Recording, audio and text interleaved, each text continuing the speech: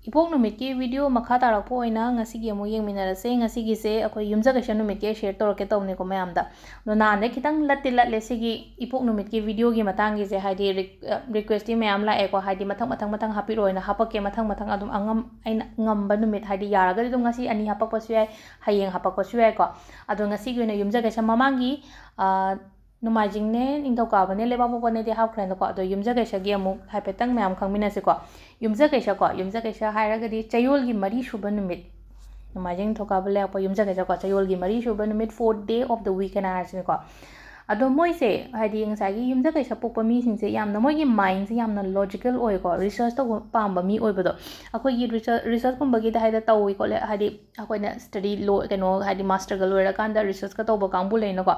mai pa ka ne ba adumai research ki thaba kumba tawi bada aduga amana haidi research singa sagi only education rongi research ka tangna tabi da ko thaba inkhang da su leira se aina tawriba karbar oi ron taga aina hoje run tawriba business ke kasu kumba da haidi adu da su haidi adum khangjin ningba thijan ningba se adum pokani ba isada haidi amuk hena haitare ko amuk hena khangning ba gi keno se moi da leiba haitare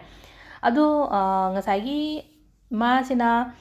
sigi numit sida po obnina ko haidi mercury keno taba numit sida po obnina haidi mercury planet sina ko ngasagi wednesday pokpa mi angang sida haitare ko moi da memory power haitare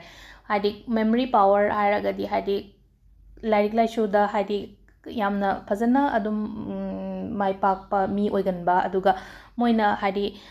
ngang ba khotpa su mina taningani ba adung sai memory power dum malere communication management skill sugumba mayam se ko haidi masada dum pithora abane ba ngang sena haidi pok matam da masada dum yaujara ba kharane ba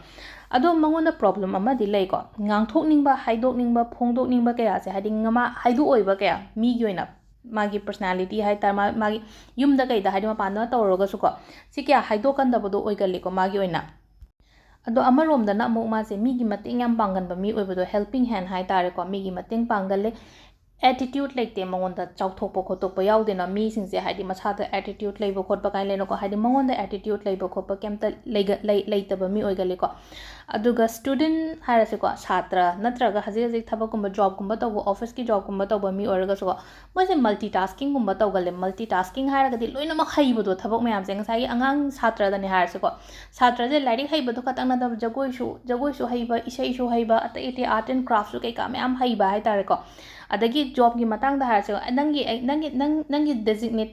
designated profile do katang na tabi da ko atopa dum haibo do haidi samna haiba da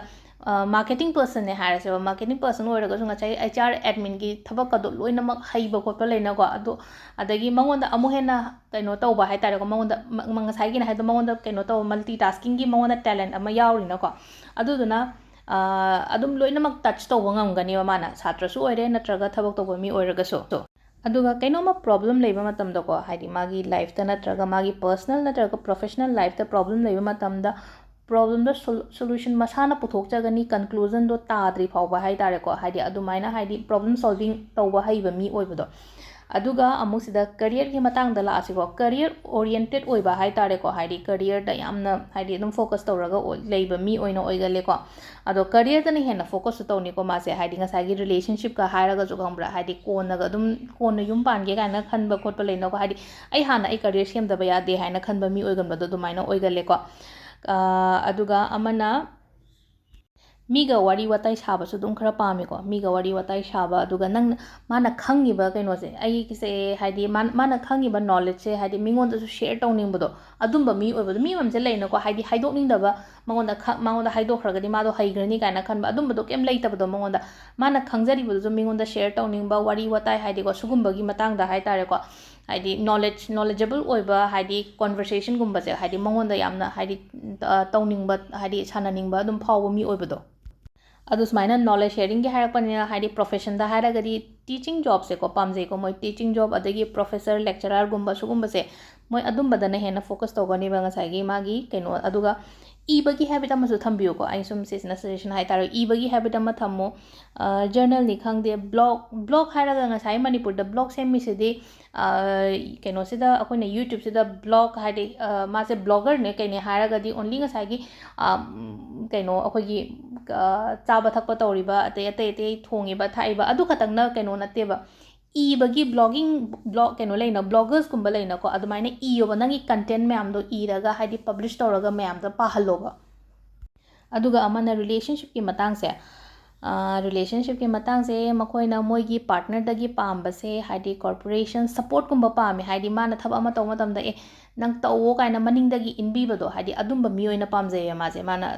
ꯑꯗꯒꯤ ꯃꯥ ꯃꯁꯥ Wednesday ꯑꯣꯏꯔꯒꯗꯤꯀꯣ ꯃꯥꯏ ꯄꯥꯔꯠꯅꯔꯗ ꯃꯇꯦꯡ ꯑꯗꯨꯝ ꯍꯥꯏꯗꯤ ꯅꯪ ꯇꯧꯋꯣ ꯑꯩ ꯂꯩꯔꯤ ꯍꯥꯏꯕꯒꯤ ꯀꯩꯅꯣꯗ ꯑꯗꯨꯝ ꯇꯧꯕꯤꯒꯅꯦꯕ ꯑꯗꯨꯃꯥꯏꯅ ꯍꯥꯏꯗꯤ ꯁꯄꯣꯔꯇꯤꯞ ꯅꯦꯆꯔ ꯑꯣꯏꯕꯗꯣ ꯑꯗꯨꯒ ꯃꯥꯅꯁꯨ ꯑꯦꯛꯁꯄꯦꯛ ꯇꯧꯋꯦꯕ ꯉꯁꯥꯏꯒꯤ ꯃꯤꯗꯨꯗꯁꯨꯀꯣ ꯃꯥꯒꯤ ꯄꯥꯔꯠꯅꯔꯗꯨꯁꯨ ꯑꯦꯛꯁꯄꯦꯛ ꯇꯧꯋꯦ ꯍꯥꯏꯗꯤ ꯑꯩꯉꯣꯟꯗ ꯁꯄꯣꯔꯠ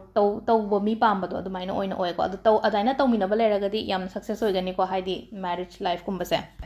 ꯑꯗꯨꯒ ꯑꯃꯅ ꯈꯤꯇꯪ ꯅꯦꯒꯦꯇꯤቭ ꯑꯣꯏꯕ ꯄꯥꯔꯠ ꯍꯥꯏꯔꯒꯗꯤꯀꯣ ꯔꯤꯂꯦꯁꯟꯁꯤꯞꯀꯤ ꯃꯇꯥꯡꯁꯤꯗ ꯉꯁꯥꯏꯒꯤ ꯅꯪꯅ ꯊꯕꯛꯁꯤꯗ ꯑꯗꯨꯝ ꯐꯣꯀꯁ ꯇꯧꯔꯒ ꯂꯩꯈ꯭ꯔꯕꯅꯤꯅꯀꯣ ꯃꯥꯒꯤ ꯊꯕꯛ ꯏꯪꯈꯥꯡꯁꯤꯗ ꯑꯗꯨꯗꯅ ꯍꯦꯟꯅ ꯏꯝꯄꯣꯔꯇꯦꯟꯁ ꯄꯤꯕ ꯃꯤ ꯂꯩꯅꯀꯣ ꯑꯗꯨꯃꯥꯏꯅ ꯍꯦꯟꯅ ꯄꯤꯈ꯭ꯔꯒꯗꯤ ꯍꯥꯏꯗꯤ ꯔꯤꯂꯦꯁꯟꯁꯤꯞꯇ ꯒꯦꯞ ꯂꯥꯛꯀꯅꯤꯀꯣ ꯅꯕꯥꯏꯅꯤꯒꯤ ꯃꯔꯛꯇ ꯒꯦꯞ ꯂꯥꯛꯀꯅꯤ ꯉꯁꯥꯏꯒꯤ ꯍꯥꯏꯗꯤ ꯃꯇꯝꯁꯨ ꯈꯔ ꯄꯤꯕꯤꯌꯨꯀꯣ ꯑꯗꯨꯃꯥꯏꯅ ꯍꯥꯏꯗꯤ ꯊꯕꯛ ꯍꯥꯏꯅ ꯑꯗꯨꯝ ꯇꯧꯕꯁꯨ ꯀꯩꯅꯣ ꯇꯧꯗꯦꯅꯀꯣ ꯍꯥꯏꯗꯤ ꯐꯦꯃꯤꯂꯤꯒꯤ ꯑꯣꯏꯅꯁꯨ ꯃꯇꯝ ꯈꯇꯪ ꯀꯥꯏꯊꯣꯛꯄꯤꯌꯣ ꯑꯗꯣ ꯁꯤꯁꯤꯅ ꯍꯥꯏꯗꯤ ꯍꯥꯏꯐꯦꯠꯇꯪ ꯂꯩꯔꯦꯀꯣ ꯌꯨꯝꯖꯀꯩꯁꯒꯤ ꯑꯩꯅ ꯍꯥꯏꯒꯗꯕꯉꯩ ꯑꯗꯨꯒ ꯆꯥꯅꯕ ꯅꯝꯕꯔ ꯍꯥꯏꯔꯒꯗꯤ ꯅꯝꯕꯔ 5ꯁꯦ ꯆꯥꯅꯩꯀꯣ ꯍꯥꯏꯗꯤ ꯏꯁꯥꯗ ꯆꯥꯅꯕ ꯅꯝꯕꯔꯁꯦ ꯅꯝꯕꯔ 5 ꯆꯥꯅꯩ ꯒ꯭ꯔꯤꯟ ꯀꯂꯔ ꯐꯤꯔꯣꯜ ꯁꯦꯠꯄꯤꯌꯣ ꯑꯗꯣ ꯉꯁꯥꯏ ꯌꯨꯝꯖꯀꯩꯁꯗ ꯑꯁꯪꯕ ꯁꯦꯠꯂꯣꯁꯨ ꯍꯥꯏꯅꯀꯣ ꯑꯗꯣ ꯃꯁꯥꯒꯤ ꯑꯣꯏꯅ ꯌꯨꯝꯖꯀꯩꯁꯗ ꯑꯁꯪꯕ ꯃꯆꯨ ꯁꯦꯠꯂꯣꯀꯣ ꯅꯨꯡꯗ ꯍꯥꯏꯔꯒ ꯏꯃꯔꯜ ꯁꯤꯕꯤꯌꯨꯀꯣ ꯈꯨꯅꯥꯎꯕꯤꯗ ꯑꯗꯨꯒ ꯀꯩꯅꯣ ꯑꯩꯈꯣꯏꯒꯤ ꯀꯩꯅꯣꯁꯦ ꯚꯤꯁꯅꯨꯒꯤ ꯄ꯭ꯔꯦꯌꯔꯒꯨꯝꯕꯁꯦ ꯍꯥꯏꯗꯤ ꯑꯩꯅ ꯍꯥꯏꯕ ꯍꯩꯇ꯭ꯔꯒꯁꯨꯀꯣ ꯌꯨꯇ꯭ꯌꯨꯕꯇ ꯀꯩꯗꯩ ꯚꯤꯁꯅꯨꯒꯤ ꯄ꯭ꯔꯦꯌꯔꯒꯨꯝꯕꯁꯦ ꯑꯗꯨꯝ ꯇꯥꯕꯤꯌꯣ ꯅꯨꯡꯇꯤꯒꯤ ꯌꯥꯔꯒꯗꯤ ꯑꯗꯨꯒ ꯑꯃꯅ ꯑꯃꯨꯛ ꯍꯥꯏꯗꯤ ꯃꯥꯏꯀꯩ ꯍꯥꯏꯔꯛꯑꯁꯦꯀꯣ ꯃꯥꯏꯀꯩꯁꯦ ꯑꯩꯈꯣꯏꯒꯤ ꯁꯥꯎꯠ ꯋꯦꯁꯁꯦ ꯆꯥꯟꯅꯗꯦꯀꯣ ꯏꯁꯥꯒꯤ ꯑꯣꯏꯅ ꯃꯅꯤꯡꯒ ꯑꯋꯥꯡꯒ ꯍꯥꯏꯇꯥꯔꯦꯀꯣ ꯃꯅꯤꯡꯒ ꯑꯋꯥꯡꯒꯁꯦ ꯁꯣꯝꯗ ꯆꯥꯟꯅꯗꯕ ꯑꯣꯏꯕ ꯗꯤꯔꯦꯛꯁꯟꯗꯣ ꯑꯣꯏꯕ ꯍꯥꯏꯇꯥꯔꯦꯀꯣ ꯑꯗꯣ ꯉꯁꯥꯏꯒꯤ ꯚꯤꯁꯅꯨꯒꯤ ꯄ꯭ꯔꯦꯌꯔꯗꯣ ꯍꯥꯏꯗꯣꯀꯣ ꯄ꯭ꯔꯦꯌꯔꯗꯨꯃ ꯂꯩꯖ ꯅꯠꯇ꯭ꯔꯒ ꯍꯥꯏꯗꯤ ꯚꯤꯁꯅꯨꯒꯤ ꯐꯣꯇꯣ ꯑꯃ ꯀꯩ ꯑꯃ ꯑꯩꯈꯣꯏꯅ ꯂꯥꯠꯆꯔꯒꯁꯨ ꯑꯗꯨꯝ ꯌꯥꯏꯀꯣ ꯚꯤꯁꯅꯨꯒꯤ ꯐꯣꯇꯣ ꯑꯃ ꯂꯥꯠꯂꯒ ꯍꯥꯏꯗꯤ ꯑꯗꯨꯒꯤ ꯑꯗꯨꯝ ꯑꯩꯒꯤ ꯂꯥꯏ ꯊꯝꯐꯝ ꯀꯩꯀꯥ ꯍꯥꯏꯗꯤ ꯃꯟꯗꯤꯔ ꯃꯆꯥꯗꯨꯗ ꯑꯗꯨꯝ ꯊꯝꯕꯤꯔꯒ ꯍꯥꯏꯗꯤ ꯑꯌꯨꯛꯀꯤ ꯅꯨꯡꯗꯥꯡꯒꯤ ꯁꯦꯕꯥ ꯇꯧꯕꯤꯔꯁꯨ ꯀꯩꯝꯇ ꯀꯥꯏꯗꯦ ꯑꯗꯨꯃꯁꯨ ꯇꯧꯕꯤꯕ ꯌꯥꯏꯀꯣ ꯑꯗꯣ ꯁꯤꯗ ꯂꯩꯔꯦ ꯉꯁꯤꯒꯤ ꯌꯨꯝꯖꯀꯩꯁ ꯄꯣꯛꯄ ꯃꯤꯉꯩꯒꯤꯀꯣ ꯍꯥꯏꯗꯤ ꯍꯥꯏꯐꯦꯠꯇꯪ ꯆꯥꯟꯅꯕ ꯆꯥꯟꯅꯗꯕ ꯑꯐꯕ ꯐꯠꯇꯕꯀꯣ ꯊꯦꯡꯛ ꯌꯨ